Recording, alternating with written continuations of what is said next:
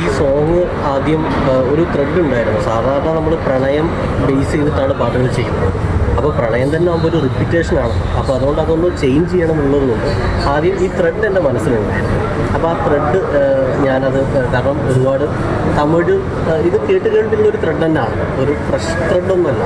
അപ്പോൾ തമിഴ് സിനിമകളൊക്കെ ഉണ്ട്. അപ്പോൾ അതിൽ നിന്ന് ഇൻസ്പയർ ചെയ്തിട്ട് നമ്മളത് നമ്മളുടെ പ്രേക്ഷകർക്ക് ഓഡിയൻസിന് കൺവിൻസ് ചെയ്യുന്ന രീതിയിലേക്കൊന്ന് ചെയ്യുകയാണ് ചെയ്തത്. അപ്പോൾ ഞാൻ ആദ്യം ട്യൂൺ കമ്പോസ് ചെയ്തു. ഞാൻ ആദ്യം സായിബാൻ എന്ന് പറയുന്ന എൻ്റെ സുഹൃത്തിൻ്റെ അടുത്താണ് നമ്മളെ ചെയ്യുന്നത്.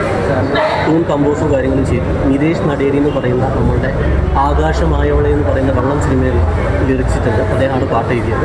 ഞാൻ തീം പറഞ്ഞു കൊടുത്തു, പുള്ളി തന്നെ പാട്ട് എഴുതി.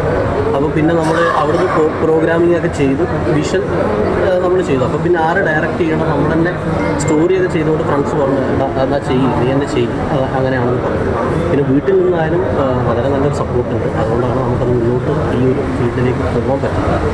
അപ്പം അതിൽ മുൻപത്തെ നമ്മൾ ഓരോ പാട്ടുകളിലുള്ള പോരായ്മകളൊക്കെ ചൂണ്ടിക്കാണിച്ച് അച്ഛൻ വീട്ടിൽ നിന്ന് പറയും, അങ്ങനെയാണ് ഇങ്ങനെയാണ്.